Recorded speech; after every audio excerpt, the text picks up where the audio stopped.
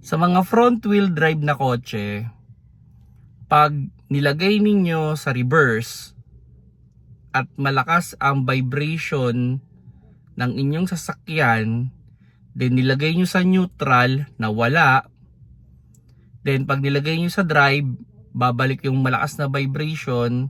Ang posibleng problema niyan ay transmission support.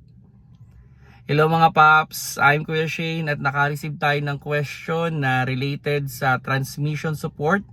And ano yan usually sa mga front wheel drive na kotse, may tatlong support yan. Meron na sa transmission, which is usually nandito yan sa driver side. At meron din yung engine support na usually nasa passenger side. At yung center or rear support na nasa gitna.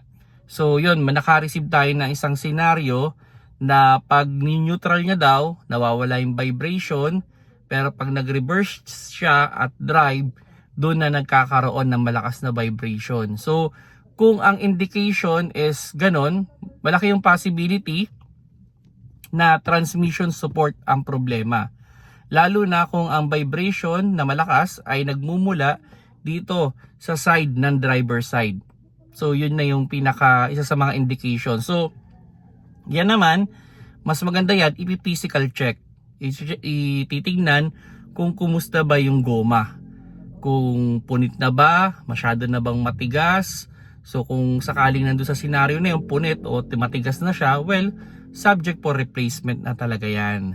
Okay, now, dahil yan ay automatic, ay highly recommend, original or galing sa kasa yung ilalagay ninyo. Wag as much as possible, iwasan ninyong bumili kayo ng replacement or ipapa-rebushing ninyo kung automatic yung kotse ninyo. Kasi usually, hindi talaga nila mahuli yung tamang tigas o lambot nung transmission support. Yan. So, original yan ang kukunin nyo dyan. Then, if ever man na sabihin na nating nasa 80 to 100,000 kilometers na kayo or mga 7 years old na yung kotse ninyo, I suggest palitan nyo na lahat.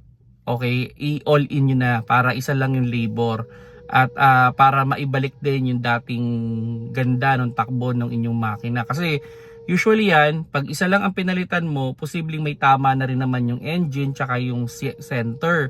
So kung maglagay kayo dyan ng bago, tapos susunod na magkakaroon problema yung engine tsaka yung center, so pwede rin idama yung bago ninyo. So sayang lang, masasayang. So it's better replace all para siguradong walang magiging problema yung inyong transmission support.